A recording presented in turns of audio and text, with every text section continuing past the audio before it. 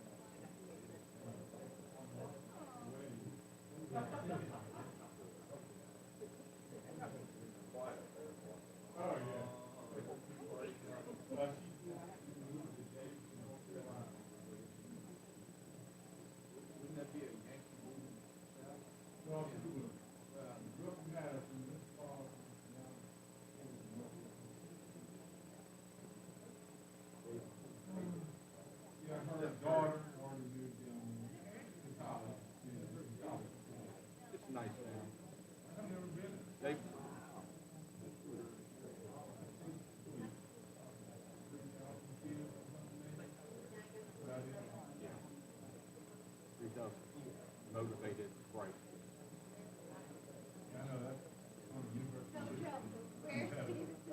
Yeah.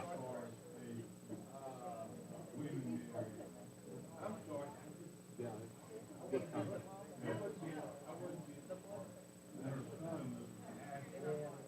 That's Astral Key West in the mountains. Yeah. Great beer. Great beer. Yeah. Yeah. It's, it's a real foodie. I lived in Brevard when I was a kid. It was kind of the interior north-south highway of Florida. Oh, yeah. Starting Saturday at 6 o'clock, the road was closed to the clear. This is New York, it's just tough. No way around it. And they either learned how to fume or learned how to swim. And now it's all six-digit content. Screen. Brevard, yeah. Just out of south of Asheville. Is that This one is. Carl Sandburg. His goat still had a full run of the house when I lived there. Before it was the same.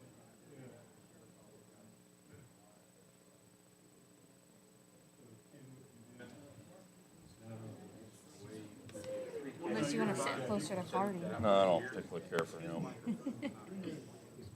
Your mic work? I got two. So we've got one over here that You're gonna have to share with me down here. Oh, that one's on. All right, so if you want to go there.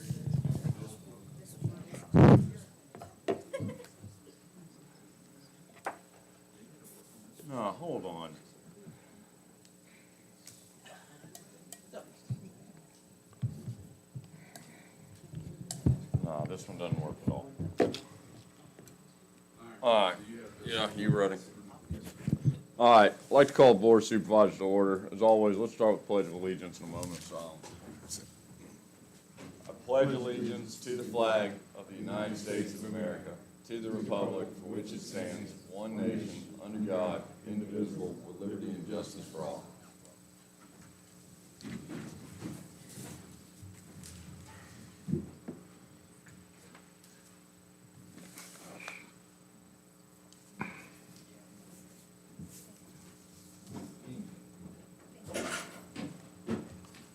All right, thank you.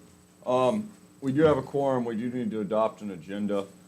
Anybody have anything we need to add to the agenda this afternoon? No, sir, Mr. Chairman. What would y'all like to do? Mr. Chairman, I move that we approve the agenda as presented. I'll second. Motion's made and seconded. Further discussion? Hearing none. All in favor signify by saying aye. Aye. Opposed, same sign. As always, public comment. Public comment. 0. There you go, Joe. 0 people watching. Yeah. All right, we'll do public comment here in a little bit again. Mr. Weekly, Ms. Warren, let's go through the final review of the FY25 compensation study. Thank you, Mr. Chairman. If we go to the third page of the PowerPoint, it starts with our comp study changes, and I've listed them in this document. I will highlight them on the various departments. The Commissioner of Revenue, we increased the Chief Deputy from $54,485 to $55,000. On the Finance, increased Finance Director by 3% per Board of Supervisor request based on market analysis. The Registrar, we increased the Registrar by 8% per Electoral Board's request based on departmental cost savings. Clerk of the Court, we added a new Deputy Court Clerk 2 position, which is no financial impact. It's just a way for them to step up in growth with the county from a Clerk 1 to a Clerk 2. County Administration, we increased the County Administrator and Assistant County Administrator by 3% per the Board of Supervisor requests based on market analysis. In Economic Development and Tourism, we reduced the total number of part-time hours down to 576 versus 3120 hours for a savings of 1660, and that was based on how often or what they're actually working. The part-timers. In EMS, a couple changes to note. We decreased the paramedic and the Lieutenant 1 positions down 1 grade from PS8 to PS7 to be within the market. We increased the Lieutenant 2 position up 2 grades from PS9 to PS11 for parity from the Lieutenant 1 based on duties and responsibilities. We added years of service outside of Madison up to 5 years maximum using a 0.5% escalation on the grade minimum. And then we increased the chief and assistant chief positions to 103,795 and 90,618 respectively based on the market. And Chief Hillstrom is aware of all these changes. In the Sheriff's Department, the Deputy Sheriff position starts at PS7, 54,485, but it will escalate by $1,400 to 55,885 once a deputy graduates or is released to operate independently. And we added the years of service outside of Madison, same as the EMS, up to 5 years using the 0.5% calculation on the grade minimum. And the last department is the emergency communications. Since they are public safety, we added the years of service outside of Madison up to 5 years max using that escalation on the grade minimum, resulting in an increase to just 1 position, which was the Director of Emergency Communications, to 76,938. On the next page, page 4, I put a breakdown. On the far left, I wanted to show you the before and after on the percentage increase by FTE count so that you can get an idea of our original version that we went through and how many employees in each category. And the revised version is below. And then I also, on the right, I put every department. The first column is total salary increase. This is just the increase or decrease for salaries only and does not include fringe, but that's actually what each department increase is in salary pool. And that second column is the revised, but the first one is the original that we went through, and the second one is the revised. And then on the far right, you can see the total increase or decrease by each of those departments. And the only one that's negative is the economic development. That's just reducing those part-time hours. But as you can see, the two large ones would obviously be the sheriff's department, and we have EMS. And I believe you've also looked at these budgets, the details of those budgets with both Chief Hillstrom and Sheriff Weaver. On the next page, I wanted to show you first the original. This is, it's blurry. Okay. So this is just a snapshot of our summary of the original document, comp study that we went through, and showing a total increase after new comp board revenue of $342,855 to the budget. And then on this next page, with all of the changes that we've made, we are at $474,579 for about a difference of roughly $132,000, if my math is right. And I think if you may interject, that's based on the years of service and Correct. outside cap that the board asked us to plug in.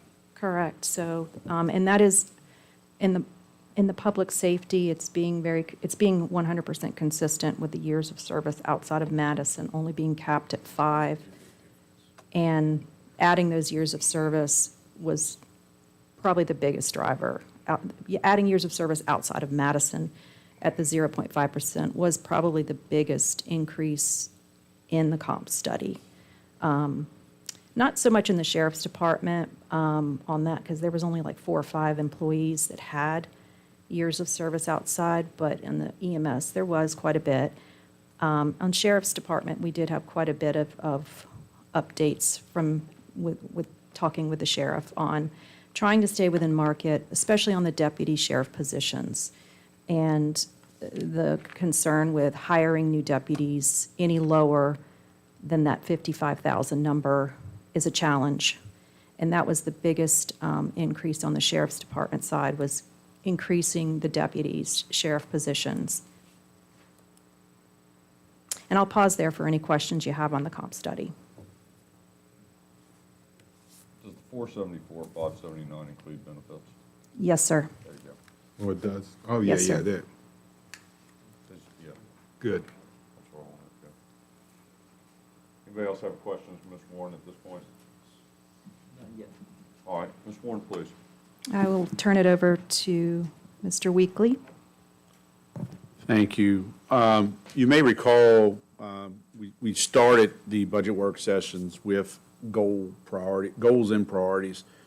So basically before you is your draft FY25 goals and priorities.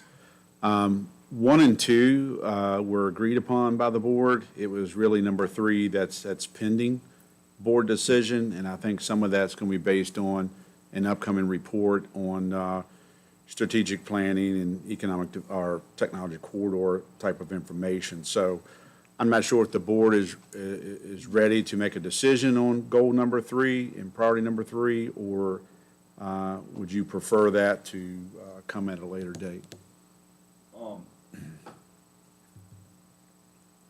Say that one more time, I apologize. So when we talked about this originally, I think I just had, if I remember correctly, enhanced economic development resource and strategy. It was just kind of a broad brush. The board identified 4 kind of breakout points that's listed as A through D. And then you all had a conversation, and there would be a review. I think Mr. Jewett, I believe in a couple of weeks, was going to provide a report, and that may help shape what you want goal number 3 to be. Jim, what did you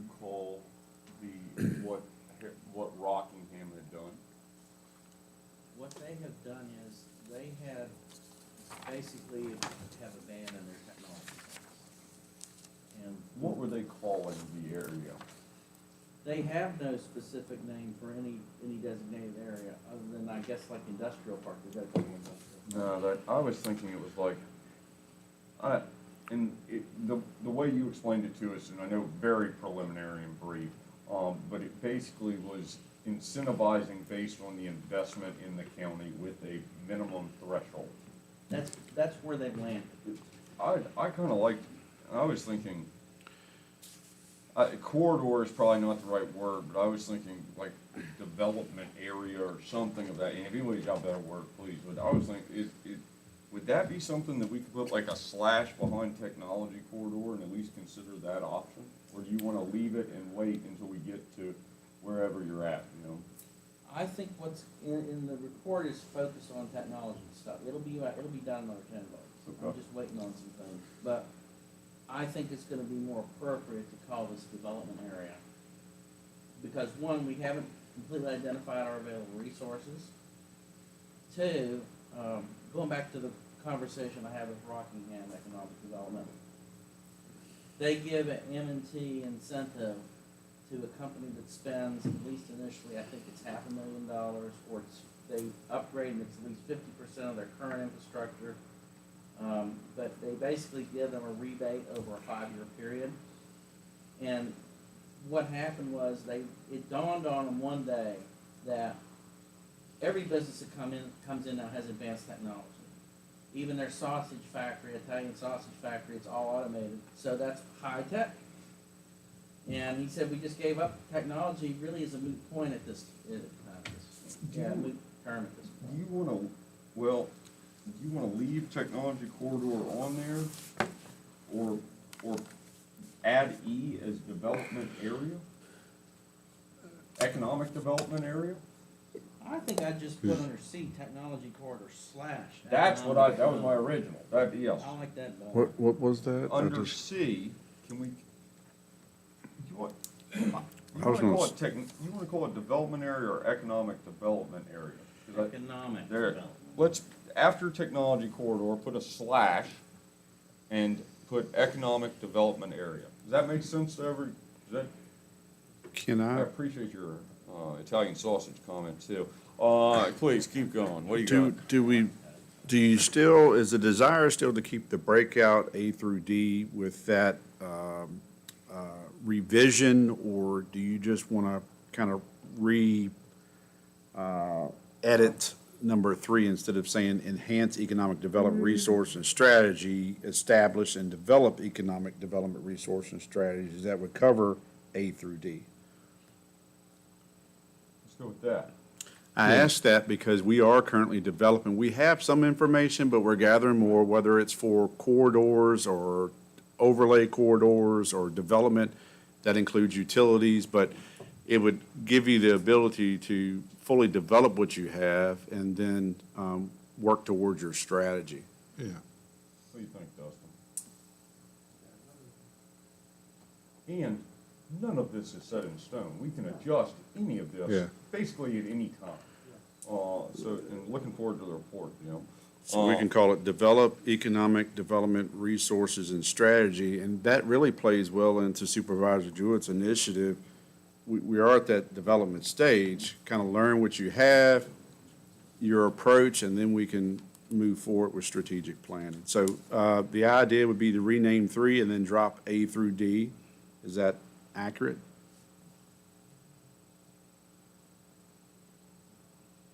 Or are we still leaving A through D and just calling C technology / economic? What do y'all want to do? I Drop just it? add the slash. Yeah, for add now. the / change your title. This is just getting beginning. Yeah, Right. I agree with that. Everybody good? All right, does anybody have anything that we want to add to this? Jonathan has lots of free time on his hands. What would you like to task him well? I think it's a pretty good list, and that economic Yeah, I development, think so. if we can actually do something and capitalize on that idea, it's like massive potential. All right, move on, Jonathan. You want that? Okay. Thank you. Go down to Thank you. slide 10 for me. and then we'll go back up. The next slide is a snapshot of the surrounding counties.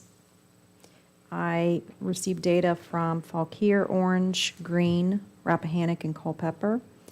And this chart shows you their current vehicle personal property tax and their new proposed for their FY25 budget. It also shows the current real estate and the proposed real estate. And I asked each, do they have a separate fire rescue tax? And then, as you can see, we had 1, 2, 3, 4 that said they do. If so, what is the amount in the current year and what is their new proposed amount? That's in the chart. But to sum it up, if you go to the bottom 2 lines, the amount of proposed real estate tax from left to right is Fauquier 97, Orange 77, Madison 74, Greene 73, Rappahannock 63, and Culpeper 48. And I highlighted it in yellow since we still haven't, that we're not finalized. But I did want to make a note that Orange County has not yet determined if they want to increase their real estate tax as of 3/11. They're still working through their budget. On the vehicle personal property proposed, as you look across, you can see what they're proposing, the various counties. And we did put $3.60, from $3 to $3.60 in our administrative budget. And I want to talk to that next and the reason behind with the property values. Chuck, what do you have? Yes, or Tuesday afternoon, Green lowered their personal property from 5 to 450, and their real estate from 73 to 71. Thank you. 71? Yeah. So that's different than what her, I think she had a budget presentation. Okay. She had, yeah, she had the budget presentation with the board. Okay. We will plug it in. Thank you. Thank you.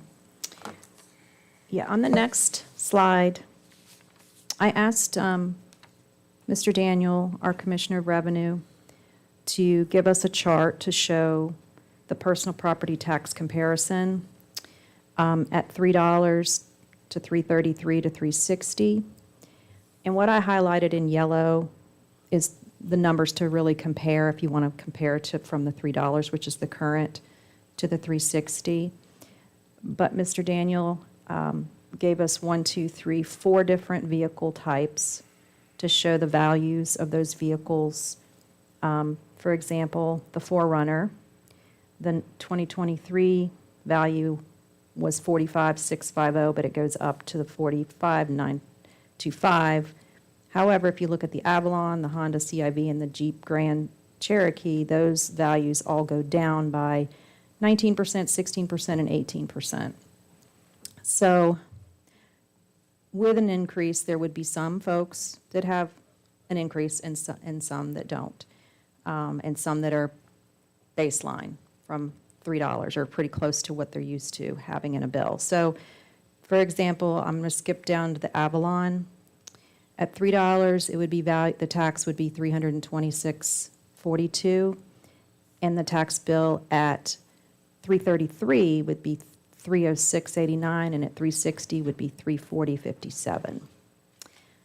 The example of the Toyota 4Runner, which I have, that has increased in value, my tax bill would go from $11.96 to $14.79. But overall, if you look across the examples, on the tax bill at $3, $2,994.44 would be revenue at $3 versus $3,284.04 at $360, and $333 is $2,998.73. And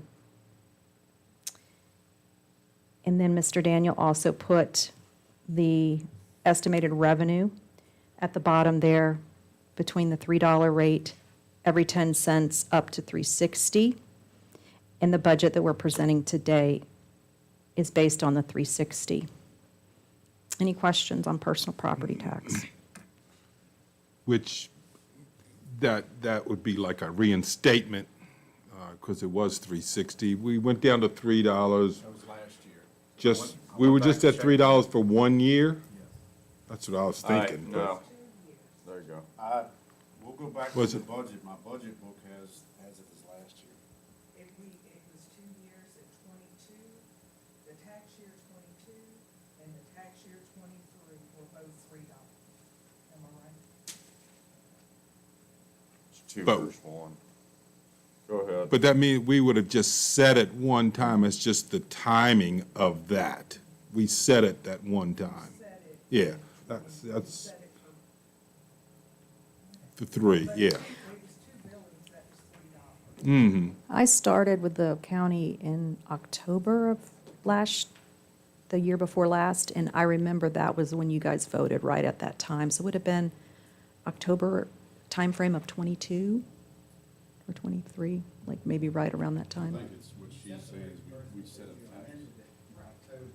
Okay. to adjust for the escalated Yeah, or appreciation of value. Right. So you reset the rate in October. For December's. Okay. and then that carried through to the next one, yeah, yeah. And then we extended the due date, because then that made us a little late getting the bills out with the change. All right. So we're back at 360. What are the comments? Questions? Yeah, nothing, All right, I keep think when moving. you see the revenue expenditures, that'll probably play out more for All right. discussion. Excellent. If you can go back up to slide 8. One more, yeah. This is just a quick overview. Similar to last year, obviously, most of our spending is allocated to education and public safety. Our FY25 administrative budget shows the effects of the FY25 compensation study, as well as the capital asset replacement plan facility study performed in 2023 for both the county and the schools. FY25 budget is not yet balanced. Jonathan's going to talk more about the schools in a few minutes.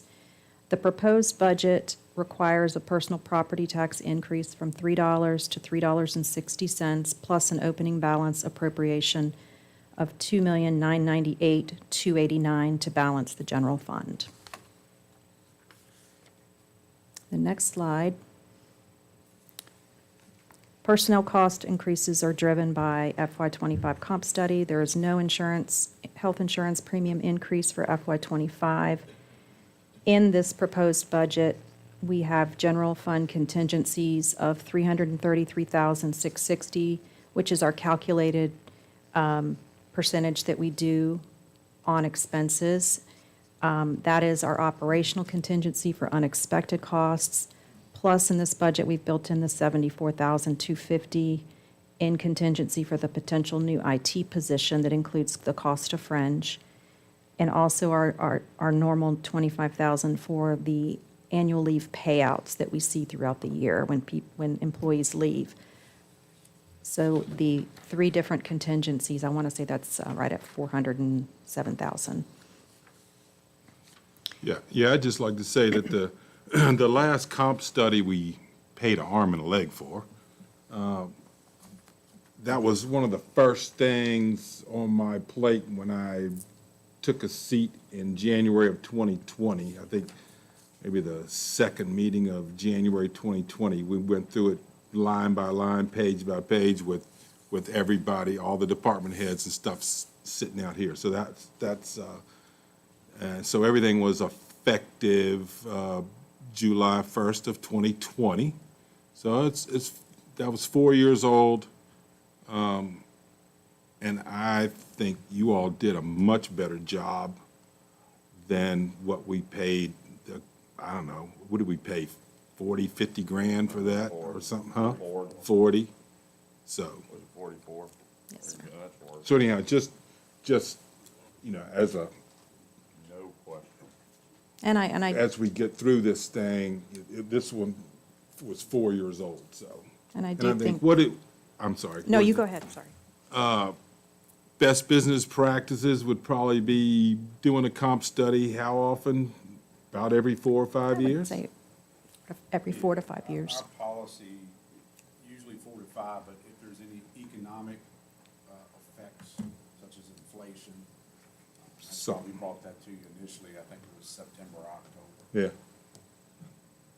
You don't think that, in doing one every 4 or 5 years just as a refresher, plays fine.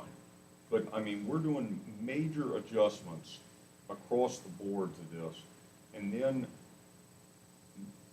the intent would be to keep up with years of service and proceed so that we're on pace, so that in 4 or 5 years, the idea, unless there's huge economic swings in sectors, there shouldn't be this kind of reset, again, even at 4 or 5 years. Is that wrong? No, you're correct, and we did take some of that 44.4 you paid for, and used and updated some of that narrative.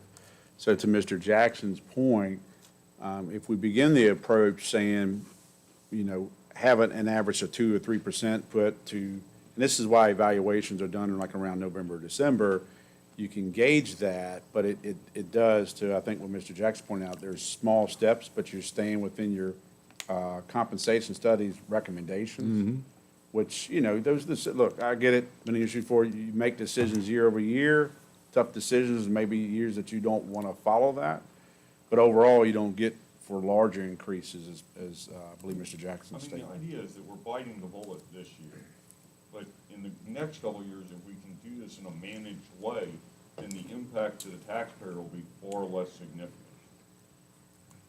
I feel like we have more Yep. folks or positions plugged in to certification increases now than before. So that's a good thing, because you're tying that to something which obviously delivers more of a service to the public. So I think that's a plus that's been happening over the last couple of years. All right, what's next? And I just want to add, and according to Chief Hillstrom, and probably even other departments, if we can stop the significant turnover, it will help save some costs in their department budgets, because they're having a lot of turnover from not being able to compete for salaries. And that's what we've learned too, there's an orientation component. I think the chief had, one of the handouts he provided here last week or the week before when he was here, it showed their orientation cost, and that goes to what Ms. Warren was speaking of. If you have someone, you're only able to hire at that basic level, the release may be a little longer versus someone new. I think when we went back and looked at that data, Mr. Gordon and I, one of our recent hires versus their release time versus someone starting from a new, I think it was about 250 hours difference between getting them released. So some of those precept or orientation periods can range between 20 to 30,000 on the EMS side. So if you're able to capture folks that have, you know, they can be released earlier, there's some savings there. Mr. Chairman, I have 2 questions on this. Please, yes, sir. The first thing is that, and I'm just gonna make this general comment. Of course, we do know that there's so many factors involved with high turnover. And of course, salaries has been cited as one of those components, and I think that's a legitimate argument. But I think if we continue to have large turnovers in certain areas, we need to really evaluate other possible factors for that and address that. Because, you know, that can't become a crutch. Well, I need to pay a little bit more, we're still too low, and there may be other management factors that can come into play. Then the other question I had regarding the salary study is that, where does the 3% increase in the General Assembly's budget come into play into our salary structure? Good question. We were going to cover that at some point, so good question. So as we know, the General Assembly passed a budget, and it's pending governor's approval. He has 30 days, so technically he has until April the 7th to make a decision as a whole or line item by line item. 3% was in there for schools, 3% was in there for comp board positions. You have already, in my opinion, stated to the schools how much you're going to provide them in local funding. Of new monies, that's $400,000. I think that covers whatever they do. They are looking to possibly revise their budget if the governor's signs off, and the hold harmless is the big educational bill. That would allow more money to flow through. I don't know if it's the 903,000 additional monies. So when the school adopted their budget this past Monday, there was a difference between what I communicated in my memo on that Friday, which stated 400,000 of new operational money over last year, plus the 607 got you to a roughly 10.974 number. We'll get to that in a moment, total funding. They had local funding showed at, I believe, 1.3. I did speak to the superintendent. They informed me they're aware of that. They provided me, I think there was a PowerPoint or something done at that meeting that they broke out and said, yes, the county stayed at 400,000. They're waiting if the state makes a move and on the approved budget, they would have extra money. So I think that is covered either through that 400,000 that you're providing or if they get the extra money from the state. On the comp board positions, I think I've stated this in the meeting prior, most of these, if not all of these positions are getting 3% or higher. So my feeling is that if you have been given a 3% raise as a result of this compensation study or higher, there is no $3 on top, or 3% on top. If there are positions that did not meet that 3% mark, then I think there's reason to go back and plus up. But I've scanned some of those positions earlier today. Not all will look at all, but I don't believe anybody's going to fall below that 3%. Yeah, I'd like to add something on this too. So the analysis of the conference from VACO, and I didn't know this until here, because I was making that same argument for the schools, because they've adjusted it, right? And it says, the conference report provides for the state share of a 3% salary increase, blah, blah, blah. A local match is required. The state's share will be prorated for divisions providing less than an average 3% increase. Right. Did you see that? Yes, but to have access to those state funds, they have to provide at least a 1.5% increase. Right. But I'm saying, if we're giving some employees 10%, and I was thinking we got to go the ones that are getting less than 3 or nothing, we have to bring them up. But I read that as you would average all those to see if we average 3% across all of it. That's just something to throw out. Let's see if that's, make sure that, I mean, that's what it says, but, and school divisions providing an average increase of more than 3% in the first year can credit the excess portion of the increase towards the second year. This is getting pretty, that's a lot of arithmetic coming in here, but. Yes. Huh? And that's VACO's take. That's all. Okay. You're going to check on these things? Yes. Excellent. Mr. Jewett, I think one thing that we could do, and if Tilly may already be doing this, but an exit interview to capture the reasons. We do that? We do that. Thank you for that. So we do exit interviews. I don't know if that was a practice before I got here. We definitely do it. And we do it independent of myself because we want to give people the opportunity. Sometimes county administrators in the room, they may not say things they want to say. But Tilly gives me that information after those interviews. So I may have stated this back into an email to you all, but salary is not the only variable. Is it one of the variables? Yes. It's not the only variable. And when we did that questionnaire to the entire staff, we did get some really good intel on why, those questions were answered. So we could look back at that as well to see if there was management issues or anything like that, so. The next slide, I plugged in all of the comp study information into all of the individual budgets, and I wanted to just show what the department funding change is now with the comp study included. The The previous version of this breakdown was with baseline salaries and no comp study. And so I sorted it from largest request to smallest request.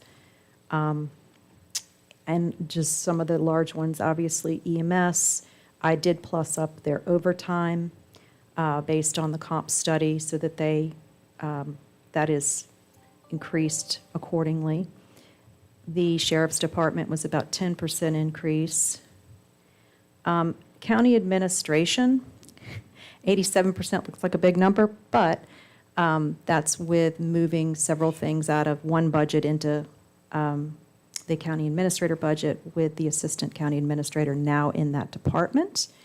So we found that we moved some things out of the emergency communications budget into that budget.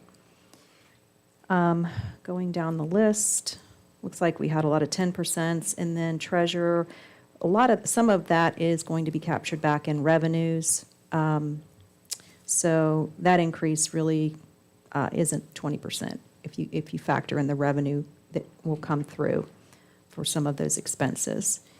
Commissioner of Revenue, 12%. We've got animal control, 14%. Auditor, Davenport is who we've talked to previously on the financial side for financing, and I would like, Jonathan and I have met with them recently to talk through future capital projects and the possibility of taking on additional debt to help fund those, and the interest that we could earn could help pay the principal, and it might be a good time still to look at that. So I put in $18,000 into that auditor budget, because that auditor budget includes pre-audit fees, audit fees, and consulting fees. If the board is not interested in that, I can take that out, but that's why that one jumped up, because I thought it might be a good time to talk to Davenport again and give us a good portfolio of cash flow, and possibly taking on some debt for these big capital projects that are coming. And got any issue with that? Please. And then the overall, 6.73% was the increase if you look overall, the department budgets with the comp study, about $1.6 million. And that includes the school. I did put the school up at the top. So if you took the schools out, it would be 1.2 million, and just county departments of an increase from last year's budget. The next slide is outside agency funding. This is the list of the outside agencies that came before the board and presented their requests. And the column that's labeled FY25 Board of Supervisor recommendation from the 3/7 budget meeting are the actual contributions. And it looks like I separated it between discretionary and kind of non-discretionary items like the jail, some health department ones that are non-discretionary. And the total on the outside agency funding between last year and this year is only about a $46,000 change, 2% change from last year. And I'll let you look through the list and see if you have any questions.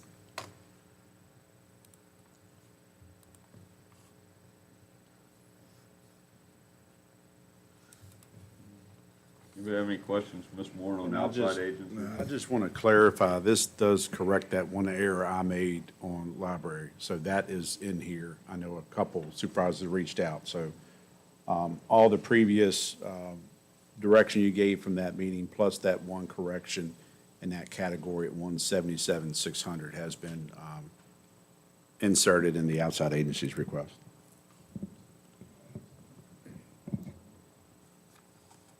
That's what I remember. That was me. I thought OneDrive was synced and it wasn't, so I sent the wrong file. My apologies. Yeah, no problem. The next slide, now we're going to get into the full picture.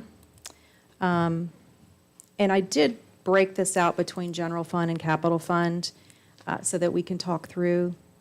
On the revenue side, and this is built on the treasurer and commissioner of the revenues budgeted revenue numbers, but it also includes the $3.60 amount. Their budget was $3.30.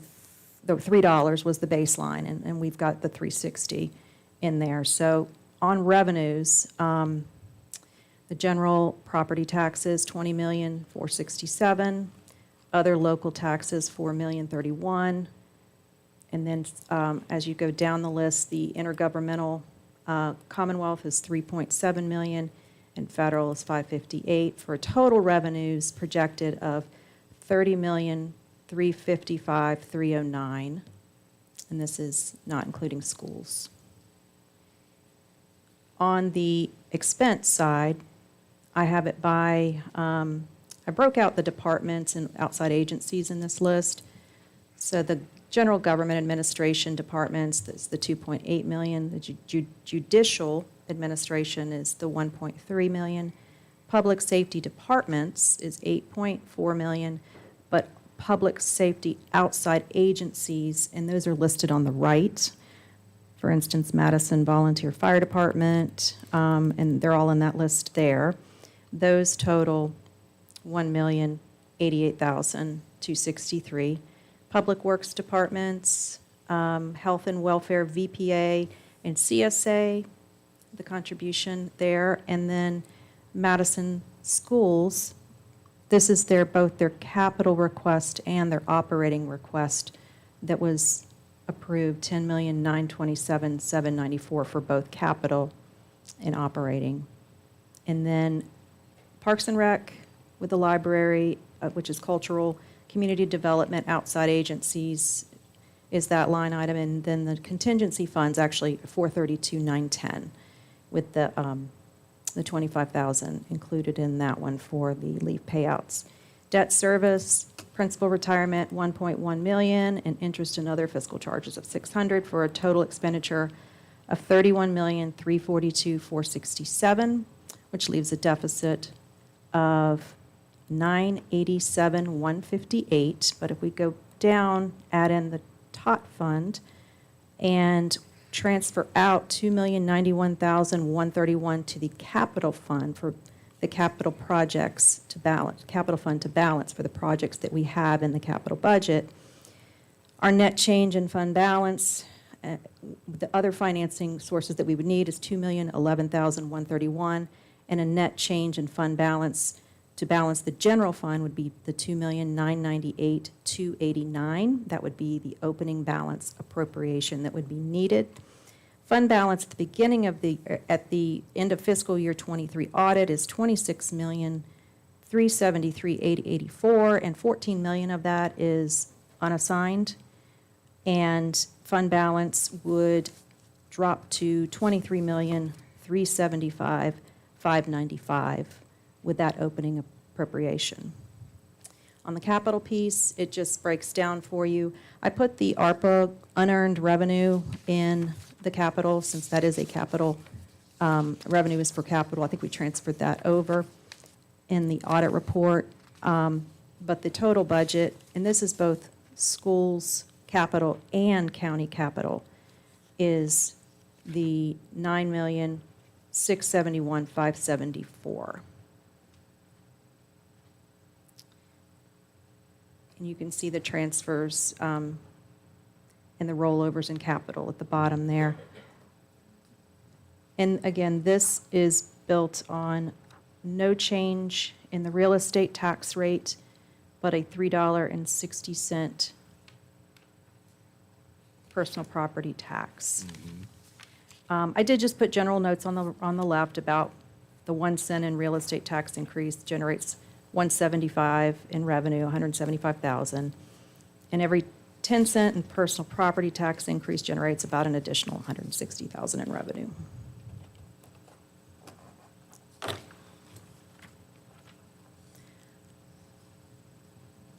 I'll pause there and ask if there's any departments that you would like for us to reevaluate or bring numbers, additional figures on? I guess I'm not ready to do that until Okay, I can that's fine. see, Absolutely. whether at the end of the day, we can afford it and how we can afford it. So I guess that's where I am right now. Okay. The next slide is the highlight, again, of the capital expenditures. This is just an update, and I did want to mention, I put some notes on the right, so you might want to just go to the right. This is the FY25 proposed capital budget of $9,671,573, and it's broken down between our capital asset replacement program items, our county CIP items, as well as the schools' capital asset replacement program. So this encompasses both county and schools. And the notes on the right are related to A6000 and A7000, which is vehicles, equipment, and technology. Those are actual breakdown of requests by department. We've got the ambulance. EMS has the ambulance and the ventilators. Sheriff has the replacement vehicles that are needed. The body-worn camera, Axon, is that in a CAD server. County administration is the vehicle that's needed. EOC 911 is the recorder that needs to be replaced. Commissioner of Revenue is a software upgrade that needs to be done.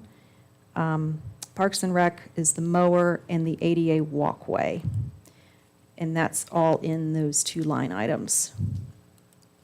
And on the CIP side, I put some notes that Tyler, ERP, we put 50,000 in because we know time and attendance is still ongoing, as well as not quite there with permits. And also, we would like to do the advanced scheduling piece for EMS, which we hope will save on some overtime costs because it's really helps them schedule things appropriately. I know they do a good job now, but it might help even more on that. And then the EMS, the county reassessment is putting aside $50,000 a year for the next reassessment in a couple years. And the EMS renovation, we estimate at $1 million. And the outdoor recreation center current commitment is $700K. And with the schools, they have the HVAC and boiler, the vehicles, equipment, and I put the rest of it in the master CIP asset management plan, which is just some miscellaneous items. But their total CARP was $1,702,000, of which they asked for $606,719 from the county, which is reflected above. So total capital, $9,671,574.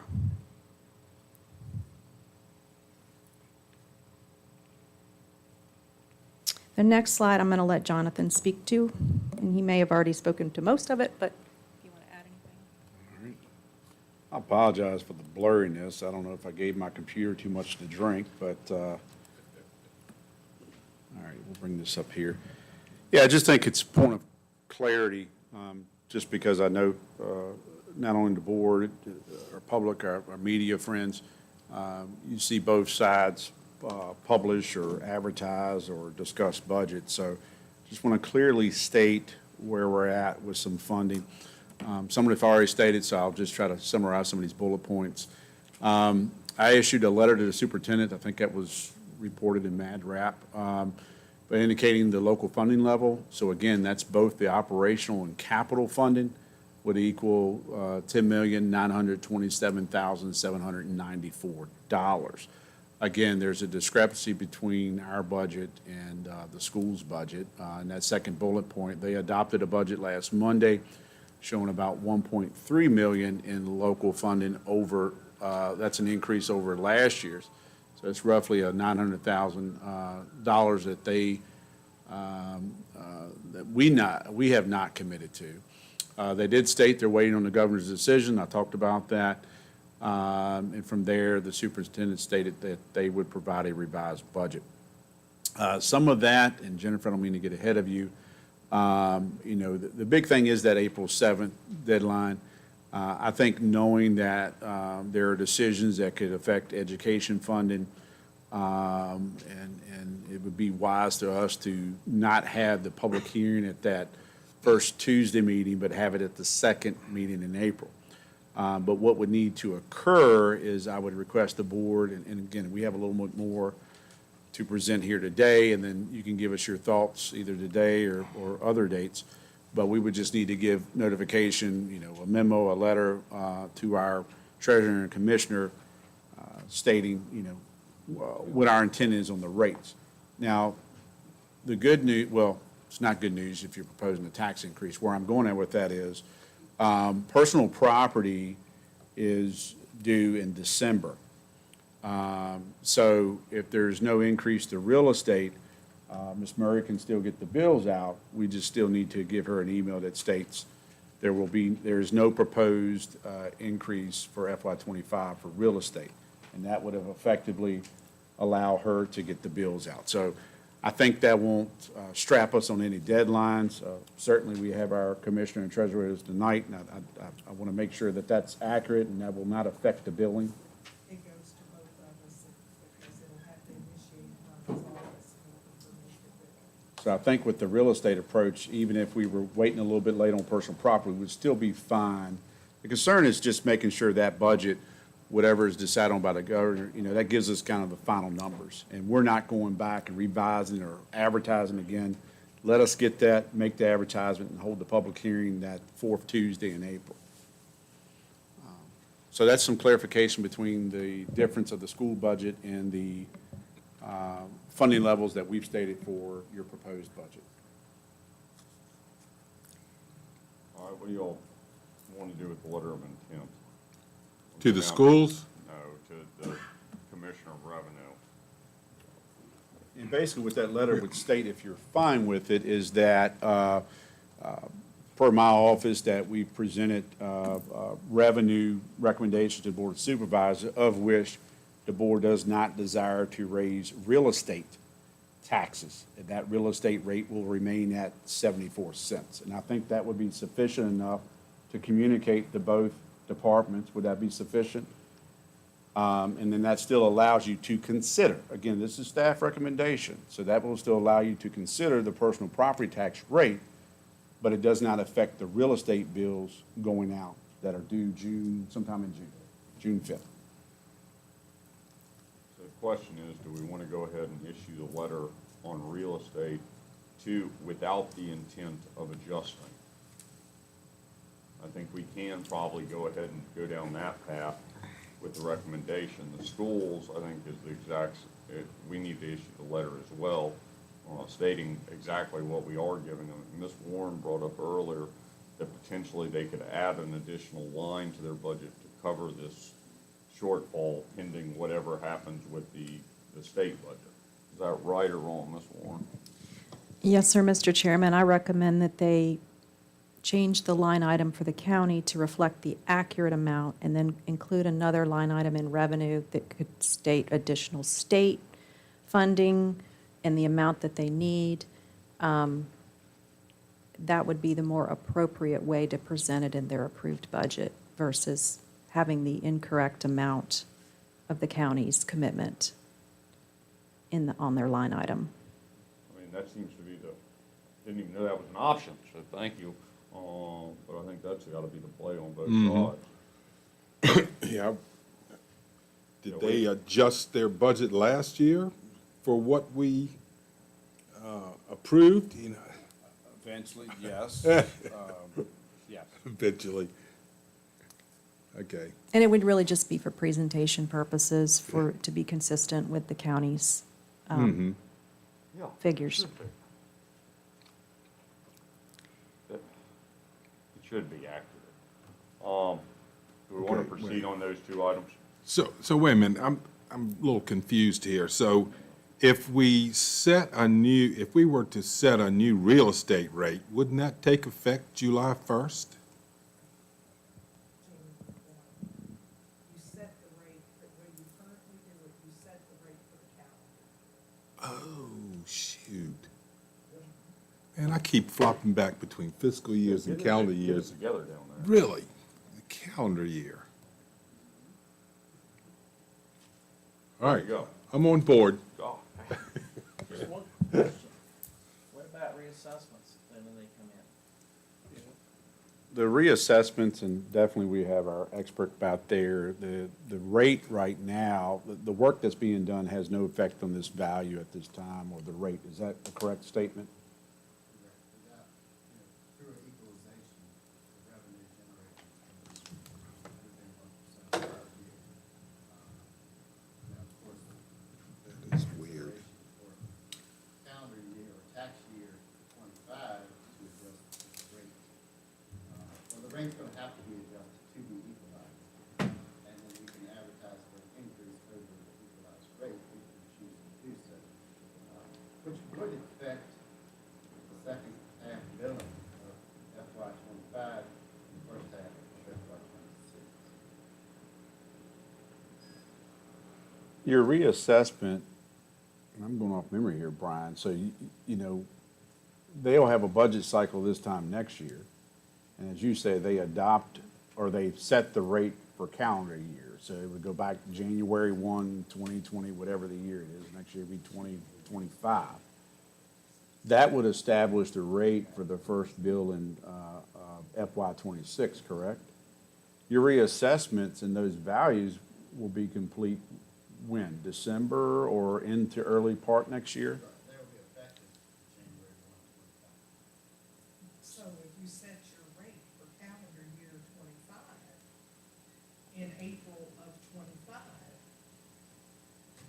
it's gonna affect the bill that's due in FY 25, due June 5th. But those decisions would need to be made this time next year. I don't want to confuse. So we don't need to do any adjustments based on reassessment this year. This budget we're in right now. Unless you have a crystal ball and are Yeah. able to predict what you will do in FY 26, which that adjustment would affect the second half of FY 25. You're kind of stuck. So, I guess So- worst case scenario, you would have an influx or additional revenue generated in FY 25 that was not projected. Yeah. So back to your question, I'm sorry, Mr. Chairman. Yeah, I agree. I'm having a hard enough time without a crystal ball, good lord. Yeah, we send a We need to letter send a to letter. them, yeah. Both sides. Is that, Okay. that work? All right.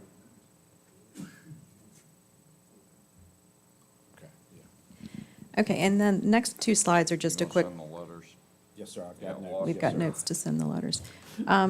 The next two slides are just a quick overview of the revenues breakdown, and I did put a note about the school's currently adopted budget on the revenue slide. And 65,204,295 if the schools were at the 24,448,633. However, if you go to the next slide, the breakdown with the amount of expenditures that they have in their currently approved budget is 66,100,000. If they find that additional 900,000 from the state, and their budget stands at the 25,351,745 number, the total expenditure would be 66,107,409. And I put a note about that here on the schools. Total expenditures net of transfers to other funds, 52,542,576. Total of transfers to other funds are 13,564,833, and total expenditures, again, 66,107,409. If the school's budget, if they're able to find that additional monies and they stay at that 25,351 number. So that's why I stated at the beginning, it's not quite a balanced budget yet because there's still some things in the works here. I did put just two quick pie charts. One is the budget breakdown between CSA, VPA, schools, the tot fund, and the general fund, and the debt service fund, just so you can see how it breaks out percentage-wise of that 66 million. And then the next slide, I wanted to show you the budget breakdown by different sectors, I call it. One being Parks and Rec, public safety, organization, public safety outside agencies, health and welfare, education, government administration. So it gives you just a quick breakdown on the percentages of our budget based on those. And then the remaining steps in the process, as we talked about, Jonathan and I are recommending that we advertise around April 9th to hold the public hearing April 23rd to allow more time for accurate state budget figures that affect both the schools and the comp board positions. And adoption of the budget, tax rates, and administrative fees would be on April 20, could be on the same date as the public hearing. April 23rd is our recommendation, and then budget appropriation resolution on June 11th. And you do those three items that's listed in the third bullet point, you do all those resolutions independently at the same meeting has been normal practice. So you'll have your tax rate, your administrative fees, and your budget appropriation resolution all at the same time. So that's scheduled for your first meeting in June. You need to have that done before July 1, so we normally do it the first meeting in June. So the money's appropriated the start of the fiscal year. And then the last thing for me, I will update the public hearing notice, that you can skip that. But the last thing I wanted to mention is that I did give you a handout. I didn't put it in the packet, but of what, it has the green header, and it really gives you a breakdown of fund balance. This is as of the audit report that is being finalized now, fiscal year 23. I just wanted you to see where we're at with fund balance as it's broken down between the restricted, committed, assigned, and unassigned. So this is an accurate as of the audit report for fiscal year 23 for you. And as you can see, we returned about $2.2 million to fund balance in fiscal year 23. And I don't anticipate that happening year over year, but I will make note of the reasons why. We had real estate property sale, real property was higher by $212,000. Personal property was higher by $717,000, and I think that was when the values were pretty sky high and must have been affected by the rate at that time. Local sales tax, we received about $400,000 higher. Interest income was a big one, $600,000 additional revenues in interest income. And then we had the proceeds from the real estate sale of $250,000 and the LATCF funds of $50,000. So that equates to that $2.2 million in FY23 that we were in additional revenues that really is the reason why we were able to return $2.2 million to fund balance in FY23.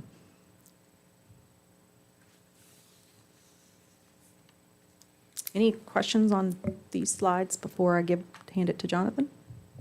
Now, Ms. Warren, so this year, for the end of FY '24, what does that look like as far as return to fund balance? Good question. I talked to our treasurer, Stephanie Murray, a little bit about how we're tracking on real estate, property, and personal property tax for FY '24. Definitely right on track with real property. We're at 50% mark, exactly. And then on the personal property, it looks like we may have an extra $36,000 in that by the end of the year.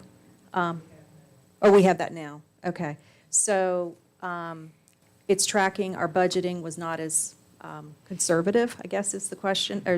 And looking at the expenses, I did look at the expenses, and I put at the bottom of this sheet that I gave you here, this handout, how we're tracking. This was through period 7. We're tracking on expenditures right at 58.5% through period 7. And the revenues at that time were tracking, looks like 64% collection rate last year this time, we were at 67%. So we weren't as conservative with the FY '24 budget. I think we tightened up a little bit on our expenditures when we did the FY '24 budget. So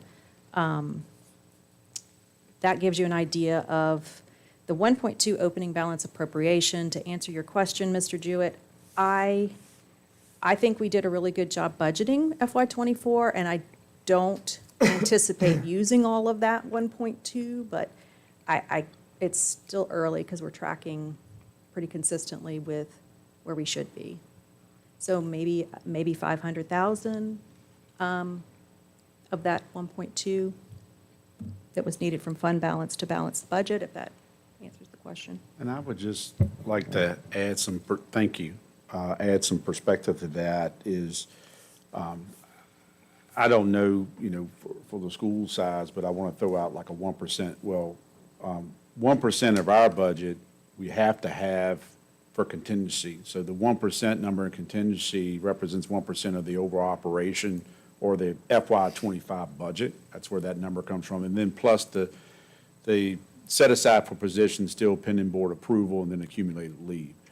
But if you were to use, you got a 1% number threshold either way with the, say the schools return 1%, those are still pretty large numbers. They can be several 100,000. So while we don't expect to add another 2.2, if those contingencies and everything, our fail safes are still there, you could expect to turn in $500,000 at the end of the year if you combine, both budgets. So just a little food for thought. So that's a good point with the schools as well. So I guess the answer is we don't think fund balance is going to change much as you see it here in FY '23 at the end of the year. All right, is there any more questions before we move on to administrative fees? And that one will be very simple. There are no changes in administrative fees. I literally put the FY '25 number on there. I think last year we adjusted one of the permit fees in the, two, one in building trades, and then later on we amended via board passage to reduce the rezoning fee from $2,000 to, I think it was $600, I believe it showed up. So no new changes. Yeah, there's that change there. So nothing new being proposed in your administrative fees. So that's everything from dog tags to building and zoning, all the normal administrative fees.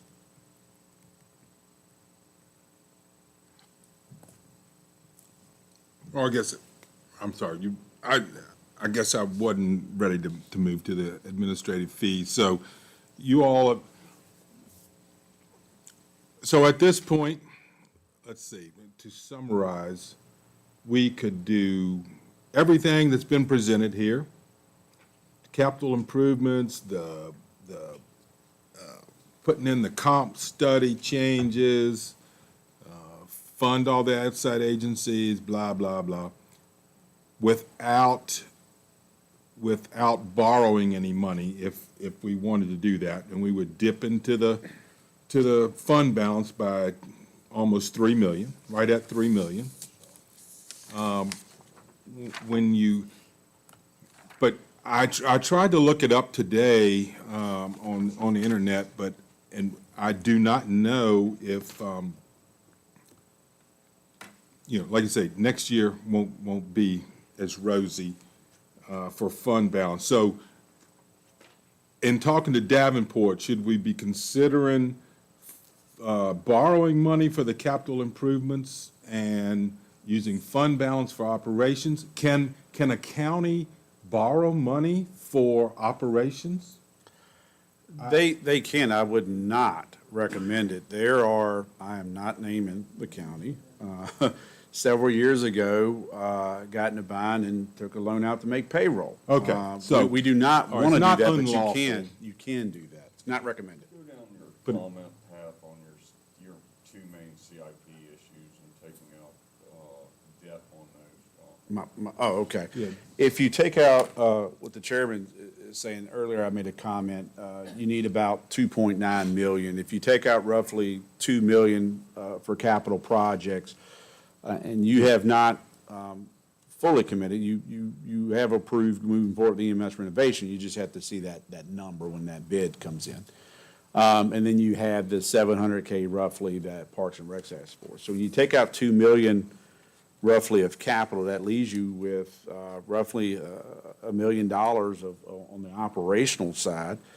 And that's after factoring in a increase of personal property from 3 to 360. So that is your hole essentially for next year if you do nothing. Now, my comment to Chairman Jackson's point on the two projects we have, I would not recommend going to debt service for those two.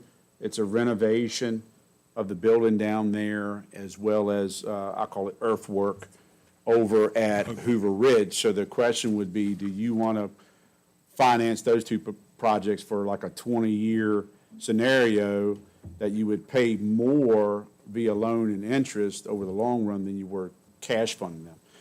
The advantage, if I'm wearing the other hat of debt of borrowing money for that, is you are going to increase debt service by a little. I'm just going to use arbitrary number here. You do have truly a $1.7 million annual debt service payment. Let's say you borrowed that $2 million, it may take it up a couple $100,000. You're almost at $2 million annual, but that's less. That you're not taking $2 million out of your fund balance. So it is an interest question. We're having Davenport look at that. I'm not sure when that scenario will be available, so it may be prudent to have some money in there, assuming pulling from fund balance, and if you later decide to use debt financing, you can do that. But you have 26 million. Not all of that is unrestricted, but you do have a sizable amount to pull down. And we wanted to show that because, one, we have a proposed tax increase, but I think you need to start using some of your fund balance and not accumulate year over the year. And capital projects is a very good place to do that because I think that shows the general public, like, you have needs and you want to pay go, if you will, I think is a term with using fund balance. So there's some options there. I think Ms. Warren may have some additional comment. What I just passed out was the 5-year plan on the capital. And as we talked about at a previous budget meeting with the schools, it's $26 million worth of capital expenditures over the next through fiscal year 29. And so I've sent this along with other items to Davenport. We haven't signed the engagement letter. We're getting the proposal. But we're going to meet with them if the board approves the expenditure with Davenport. Our goal would be in July to start discussions on cash flow and capital items that they identify as good ones for additional borrowing, and looking at that with them would be our next step for FY26 budget. And I believe part of that is historical trending of expenditures and revenue. So you're going to take a hard look at what you've been expending and your revenue coming in, and make some some recommendations of fund balance versus borrowing, as well as what recommended rates would be. Kind of that trajectory year over year. And that's where the strategic plan and the economic development is key to help that, because your revenue base is limited, but we need to be mindful of where it comes from. I get that. But I'm glad Jennifer handed this out. You can see the capital projects ahead, and we have gone through the facility study that really was the driver of inventorying what we had, what the schools had, the life cycles in that. We did that intentionally, so we need to know what is the cost, what is life cycle replacements. Sure, you can go back in and bid or refine some of those, but we took out, there are no water fountains in here or fire extinguishers, some of those smaller items that were in the original facility study. But that paints a good picture of capital items alone in a 5-year period, so. Yeah, well, so, yeah, that brings me to my next thing. So the discussions with Davenport, probably, you guys won't have a report or whatever until middle of July, say 1st of August or something perhaps. So you get to the middle of July, 1st of August, and Davenport and says, so they've looked at this, right? And they see our whole financial situation. And I think, I mean, I talked to Clay one night, it's like, okay, well, if perhaps if Davenport says, Mel, maybe you guys should we found this borrowing mechanism where maybe you should do that, so then we might want to turn around and accelerate a couple of the out-year ones and bring it back in. Yeah, I mean, it's that's an those option too, right? It is, and they talked about that. I mean, I would say the Okay. process is going to be about a 3-month. They're going to have to meet with our treasurer to talk about, Yeah. where we are with our accounts and cash flow. So I would say we could have them come with a great report around second quarter of fiscal year '25 to present and give Yeah. recommendations on those items. And then if we want to switch gears, I mean, provided we do the pay-go right now. If we want to switch gears, You can always roll that in. yeah, you roll it in and you do a budget amendment and have a public hearing and away you go, right? Yes, sir. Yes, sir.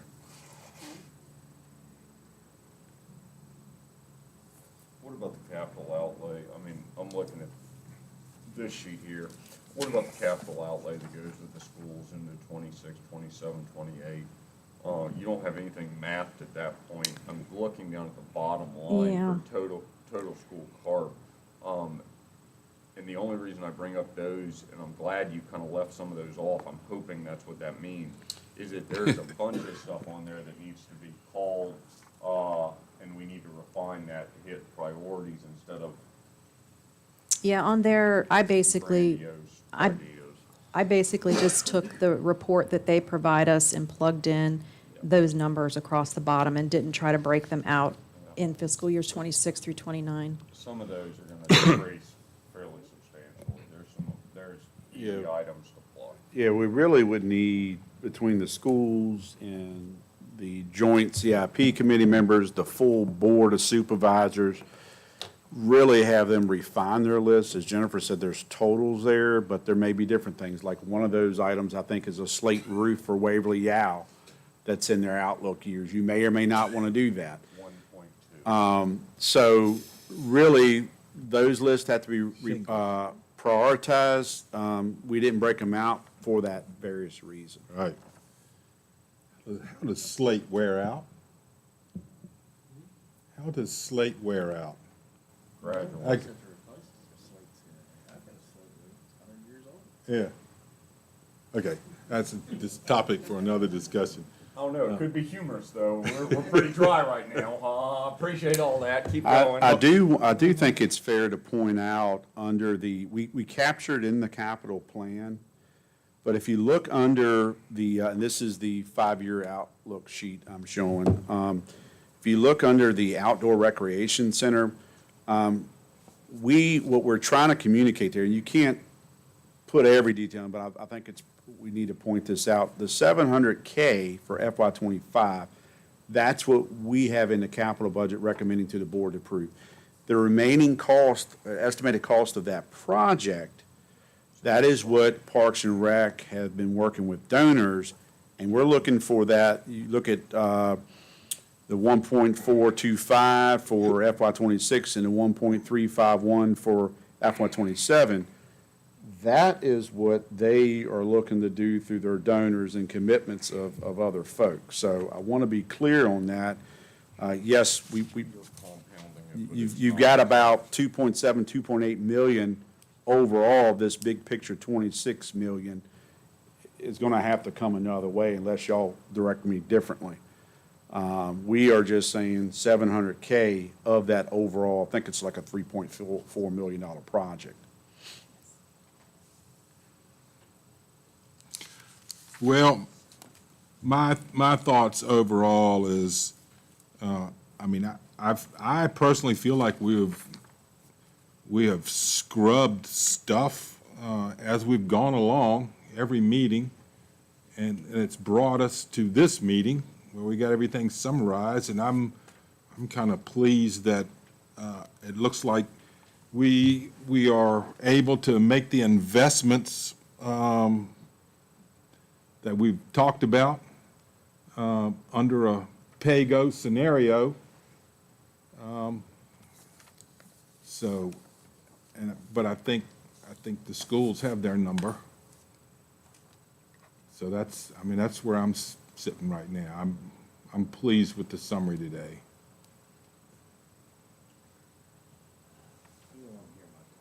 Yeah, no, Oh, yeah. I'm not very pleased. And I think that's the way it should be. We all wish that it was less, revenue was more, without as much burden on to the taxpayer, the direct taxpayer, and the real estate owners. We wish there was a broader tax base. We could talk about going down the business path. Everybody in Madison County talks about until it's neighbors. But we have gone through the whole thing, and we're trying to get this thing as realistic as we can and keep up with time. Super happy about it? Absolutely not. Jonathan and Miss Warren and Brian and the whole team and Miss Murray and Brian back there, have they done everything they can? I think that's an accurate statement in every way, but it's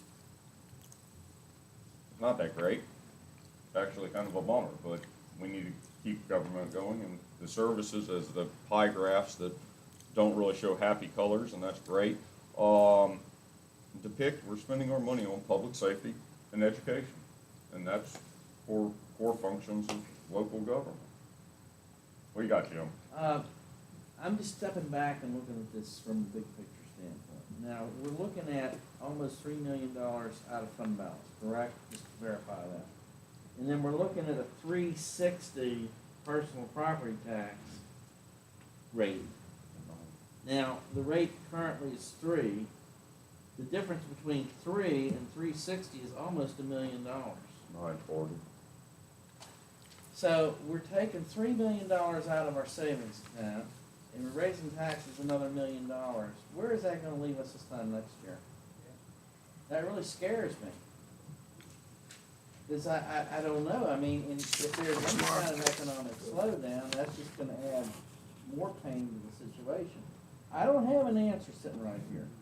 But I'm just saying, looking at this, I don't see how this is sustainable long term. And I don't know how we're going to remedy that. Obviously, we do need to grow the tax base, but that's not going to happen fast, even if we can manage that. So The only one, and we get to this point, it seems like every year, where we start talking about overtaxation, and we know that there's several factors that play into it, and some that are running out, but our return to the fund balance from the audit of $2.2 million from last year does put us in a position that doesn't allow us to do it, but puts us in a better financial position to be able to start with that heavy beginning appropriation. I think I sympathize with you because we've been doing beginning appropriations since Dan Campbell, and that's been like 6 or 7 years, and we've been doing over $1 million a year. We have been returning it, and we're utilizing that as a budget balancing tool by state code. But there is going to be a point where that is just not a viable option anymore. Well, yeah, I also think we need to go down the list and say these things are non-recurring. To a great extent, you know, like the comp study. You got, the investment in the Parks and Rec, the $700,000 is likely to free up $2.5 million to get that going. And you get at this, we got $9.6 million in capital improvements this year. FY26, we're at 5.1. That's a $4 million drop. That includes the slate roof deal. So Oh, there yeah? are things that we can start dropping down a little. So, yeah, I think, to feel comfortable, I'd like to go home, sit at my desk, and go back through and say, okay, this this is non-recurring, but of course, next year, this time, we'll probably end up doing some sort of COLA on top of stuff, and The other one that's kind of, that is not part of it, what's the Radio the maintenance. radio system next year, isn't it like 240 I, something? I round up to 300, I think, yeah. Oh, you're gonna be close to 300,000 after the first year that the radio system goes live, which we will be in budget season then. You basically just figure a $300,000 number for the next 15 years. That's per contract. That's when been it's signed. supposed to happen. Isn't that more, should be considered capitalized, because that is. We talked about that last year, and I think there was some comment whether that should be capital, operational. I leave it up to the board. I don't know if there's any accounting standards on that. It's a maintenance contract. We normally pay those contracts out of operational, but Jennifer, do you have any? I'll read through the contract again and also talk to our auditor and get some information on that. It's going to be based on the contract, more than likely. But I did put it in capital originally. It's here just because I assumed that was part of the project, but I will check on that.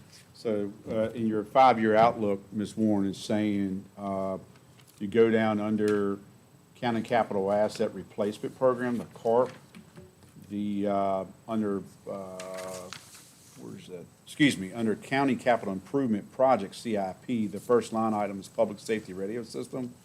FY '26 moving forward is the 300,000, which calculates into that 26 million, that 5-year outlook.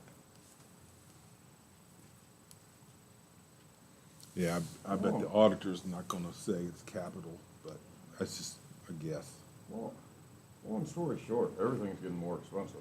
We need to be really considering, and we're all looking forward to your strategic plan and then going down some of these economic development incentive type programs, or just to get some economic development to broaden. I mean, we've got to be doing something, because if not, we're just going to be passing it along to our citizens. And I think, Mr. Chairman, and it's too late today, but it may be fair, because I've heard or received emails, or we've discussed either at this level or some conversation I've had with citizens, but we can certainly send you monies received from grants, so we can show the board and the public at least our grant activities and funding thereof, because we do receive grant funding to cover some of these expenditures. I think it's fair to show that so you can see the effort and the funding received. So not all of the budget total is a straight expenditure to the local taxpayer, but some of that is grant funding. So if you'd like to see that, I'd recommend we show that, and so the public can see it as well.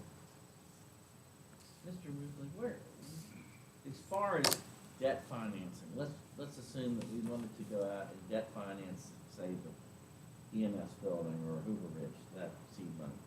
What are we looking at as far as interest rates for public entities? I don't know, did Kyle give that? Not yet. Yeah, I don't think he's given it. Well, it would be based on timing, and if we did this second quarter of next fiscal year, I mean, rates are dropping. Ms. Murray might know better than anyone on rates, but I know rates are going to be dropping, so. I'll see if I can get the Baco VML rates right now. Give me one moment. Would it be something like 6 bond? Is that too aggressive? I need to look to see, I'll look into that. But I do know that Davenport will give us, they were very positive about it, based on where they see, where we're at, because they did look at our audit report and to see where we are with our financials. So they were pretty positive that a lot of what we will end up saving in our cash will generate enough interest to help pay these, some of this debt. So, but I will find out for you on that. And they will, so good question, good feedback. They will good. not only analyze like your VRA, your Virginia Resource Authority funding, Baco VML, they will also look at commercial paper loans. Sometimes the option may be, cheaper of the three. So they'll be looking at PAYGO, what makes sense, and/or any debt financing, what is the best interest through those finance pools that I just mentioned. Some of those hit, like a commercial paper, you can go out any time for, like an Atlantic Union or Wells or whoever. The VRA and some of these others are pooled for like a spring. I think some of them allow for a summer pool, but they're generally spring or fall pools. But it gives you like a 2 or 3 month window to work in advance. So you have all your numbers and apply, and then you'll know by either that spring or fall, depending on when you apply. So there will be options. We just don't have that interest rate today, but as soon as we have that from Davenport, we can give that to you. And most likely, they'll come in, and we'll have them present to you directly so you can ask questions.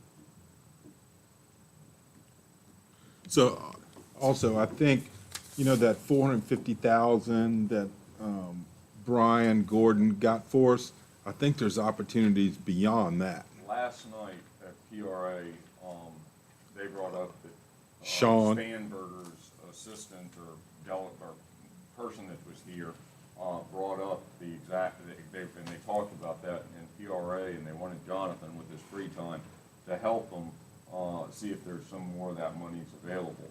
I would also think that since that Brian went down the path and applied for these repeaters in the schools, basically, and that's probably not the right way to say it, Yeah. that potentially we could apply for some improvements through the school under the same avenue. And if there is some of that federal money out there, why would we not tap into it? Yeah, they like- 450K is great. They like to fund stuff, buildings and infrastructure and stuff like that, Yeah. not programs. Sean Meredith, he's one of the I'm just gonna say legislative aid, if that's his Oh, title. the EMS facility. Yeah, some of the, some of the recent funding we received, I believe the president signed for, that congressional spending bill that you referenced that has the 450,000 for the bidirectional amplifiers, which is a public safety device for our schools. We received last year, you may recall, I think it was about 151,000, the VDM grant for the generator for our emergency shelter. We've received the 100,000, which 50 of that, because we got 2 payments, the LATC funds, which was local something sheriff, travel right? funding. We could use that towards infrastructure or things of that nature. So we're taking that 100,000, applying it to the renovation project. So we have received some funding. It just depends on what's out there and what's available, what's applicable to your project. So we will continue to look at those. The other one that was brought up multiple times during the sheriff's presentation is that, what's her name? What's the investigator? Lieutenant McKnight. Yes, identified that she is starting to look at multiple layers of grants. And if they could do some of what they need off of those grants, at least we've got multiple sets of eyes working and trying to figure out some new revenue. Yeah, most of our reoccurring grants are like school resource officer, victim witness, and some other smaller law enforcement. They applied and got the ARPA grant. I think that was almost 180-some thousand. They bought a variety of things over there, which ultimately helped our capital asset replacement program for that department. So, again, whether we may not be aware of all grants, but if you see some, don't assume that we know, just pass it along and we will apply as applicable. So definitely we have taken advantage, and I think that's to the point I raised, that it would be good for us to show you grants we have applied for and what we receive. So the Board of Supervisors and the public can see the effort and the funding that comes in. So that total number is not just all, from there. It's a combination of state, local, and grant monies. Going and looking, and Judd Buchanan is at the jail meeting right now. Have we, and what is it? It's like 175 that they're planning on returning to us either as an offset or either way, it's basically a walk. Roughly. Where is that money figured in? That would not be in here. What is figured in here for the regional jail is the decrease, and that's based on population use or bed days, if you will. So essentially, that comes back to your fund balance. Unless you want to carry over, assign, that would go back to fund balance. I don't know, you're looking for pockets of revenue, and Yeah, it'll be interesting to see. I know they're scheduled to take that vote today However, that 3%, we haven't gotten any new requests from the regional jail, but that 3% that Supervisor Jewett referenced, that is also for jail officers, jail employees. That money, will come back. I don't know if their funding increase will occur. The good thing about them is they too have some fund balance, and through each year, the county administrators of the 5 counties meet with the finance director and the superintendent of jail, and they have, which led to this meeting and vote today, that have said, hey, if you have excess, try to plug from your fund balance and things to balance your budget versus passing that increase on as a locality share.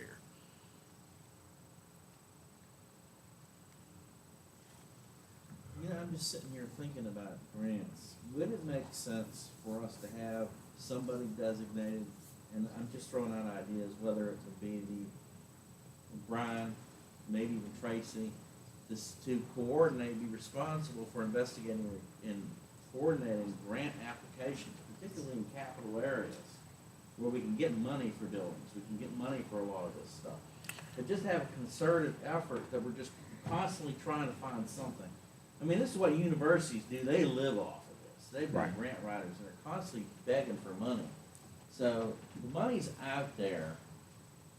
Maybe we just need to go after it a little harder. Sure. I think we can refine that and bring it back to you. I think there's some bandwidth there above what we're doing now. Again, it's about what's out there, what applies to us, but certainly, we'll get zoning off my plate soon, hopefully. But along with Mr. Gordon, and it certainly, look, all the departments or the folks you just mentioned, makes sense to be involved with that grant effort. Certainly, I want to imply that we want to do it within, I'm not asking you for a standalone position. We'll do it within the bandwidth that we have. Jonathan's dealing with the planning thing, which apparently is sucking up some time. Small amount, I understand. And then, but Brian's got to get some of the construction. It would seem like he's got to get some of the construction stuff off of Churchill, which is moving right along, so it's not going to be too long, but yeah, I think that's the absolute direction. What else do you have, Jonathan? That's all. I mean, I don't have the budget calendar in front of me, but you all, if you all, the board, are fine, I really would like to push, I guess you kind of made that decision by saying send that letter. So we would respectfully request that we would advertise for the public hearing to be the 23rd, which your meeting starts at 6 p.m. that day. We'll try to make that meeting light and not, I probably just jinxed it, but make that light just for budgeting purposes. And that'll give us time again for the state and all these final numbers to come in. I would say if the board meets again, you will meet on the 26th. You do not have a budget meeting scheduled after today, but your regular board meetings, you meet again on the 26th. You normally don't do board business years past. You have at joint meetings. So you have a joint meeting on April 3rd. You certainly have a meeting on April the 9th. We need to have that advertisement in around that week of the 8th.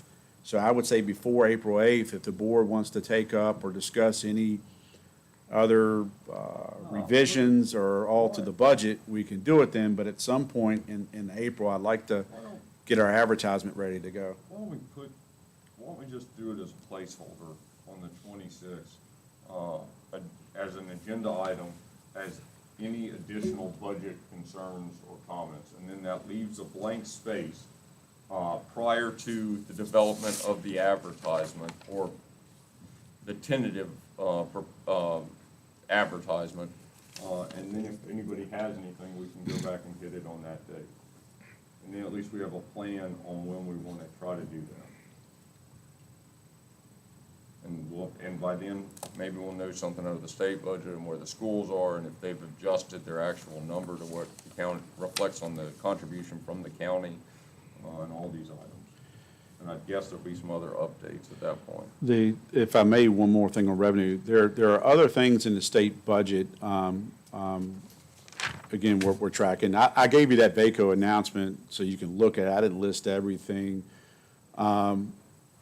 Currently, there are 7 counties, I don't recall which of those counties are, that are allowed to assess a 1% local sales tax for the purpose of school constructions. That was in this round. If that passes or is signed off, then that allows localities via voter referendum only. So the voters decide on that.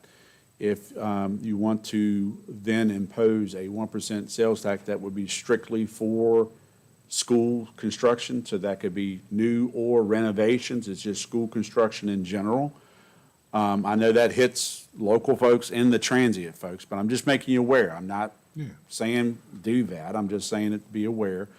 Not advocating for this next one, but there was some, I don't even know how to talk about it. I guess we'll just say some language about cannabis retail. And if you think of how you set up the cigarette tax ordinance, if this passes and they allow it and those things were to set up, I think you're allowed a 2.5% or 2.5 cents tax on that. So again, not advocating, I'm just talking about what I saw in the budget bills as far as things of revenue. That's all I have, Mr. Chairman. That's probably not ending on a good note, but I am tracking those Hey, things. you're as looking well. at potential revenue, we take that, we're taxing the smokers. No one knows Cool, what man. bitch. Yeah, there you go. Anybody got anything? Yeah, there you go. Anybody else got anything on this budget item? Just thank work. Absolutely, in every way. Thank you all. So now, you know, as we walk out of here, they got everything in there, and until they hear anything else from us, they're just, would be basically ready to push the button, huh? As I like to say. And any budget movement at the state level from the governor's Yeah, act, we're gonna yeah, push yeah. out to you in the email. So as we approach the meeting on the 26th for that placeholder, you can advise, you know, hey, these are things that came from the state. What would you like to do? Any impact to budget? Should, oh, yeah. The big ones are, you got the beginning appropriation just shy of 3. You've got a personal property tax going to 360. No real estate adjustment. Send the letter to Mrs. Murray to get that taken care of, and then send the letter to the schools saying what we actually are doing, which seems repetitive, but that's okay. Yeah, the other night at the school board meeting, the discussion about the calendar lasted 20 minutes, and I think the discussion on the budget might have lasted 10. And there was nobody on the school board even suggested that anything be looked at or considered. You know, They did say that they would have a potential Oh, yeah, workshop the 20 on April 24th. But that's true. tentative at best.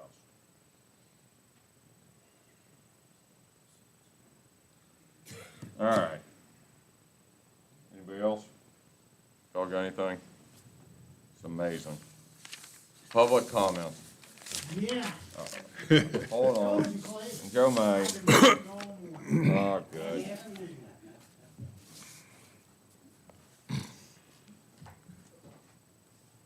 Sitting so long listening to you guys. What do you think? Really walk. Okay, I think, number one, you do need a standalone grant writer. That's, I think, a given. 2, you need somebody to do economic development. I'm not talking this BS about wineries and breweries. Real business. Second, to your point, I'm sorry, Jim, Joe, that's a person to do that, to work on that? Is that what you? or fire the one you got. Okay, gotcha. All right, and to your point, Jim, I think that you wanted to dance around this, but this EMS thing, Noah's a great guy, personable, affable, but as you say in the military, no command presence. And it's not just people working part-time that come and go. Apparently, it's the people that's their gig. That's how they make their living. And they're coming and going. My final point is that school board. And philosophically, I agree with them. But man, they don't want to get into the nitty-gritty and the nuts and bolts. And that really burns me up. You know, I mean, I actually called Carty when he got into it with Tina Crop. And I thought, my God, this woman's been doing this since, what, 79? She knows all the tricks and where the bodies are. So I'm not saying it would be easy for those people on that school board. But there are people here that know how to dig things, ferret them out. And I think that's got to be done. I mean, just throwing money at these problems, it hadn't worked since I was a little boy in the 50s. And, you know, I worry, like you guys were talking, like you, Jewett, like this is like kick the can down the road. You know, maybe you can do something this year. What are you going to do next year? The year after? You know, without some kind of economic development. You know, and the other thing, Carty, what was that comment you made about not slate roofs? I figured that one out. That's cracking and aging. But as a homeowner, I just dumped 11 grand into repainting the exterior of my house. There's always something. Always something. Yep. And the idea that, well, maybe it won't happen this year. That ain't the way to look at life. That's why the guy that manages my wife's money, our money, actually it's always her money, but it's supposed to be our money. But anyway, you know, there's always something, and it's always going to happen, and that's why you have that emergency fund. You know, that's what our financial guy says. You got to have an emergency fund, and that's true. All right, well, thank you. Thank you. Jim? Jim Smith from Brightwood. The 2018 Farm Bill passed an initiative, the Strategic Economic and Community Development, SECD initiative. Mid-February, the Department of Agriculture put out a solicitation for applications for grants and loans. Tuesday, I'm sorry I was late coming in, but Kim and I had watched the Zoom. There are about 6 different loans: community facilities, direct loans, community facilities, grants, guaranteed loans, the same thing for water and wastewater disposal and solid waste, and rural business development grants. The appropriation was made midweek last week. They lack the ontological certitude I would have appreciated on grants, but it seems that there are some grant monies available. And I think that we really need to be on top of those. I certainly hope Davenport's looking into it. They looked at me like deer in the headlights when I mentioned to them the last time we had public hearings. But the direct loan program will be through, straight through the Rural Utility Service, U.S. Department of Agriculture, Economic Development, or Rural Development branch. That's at 1 to 3%. I don't know what the numbers are right now. It's all through FFB financing. That's the direct loan.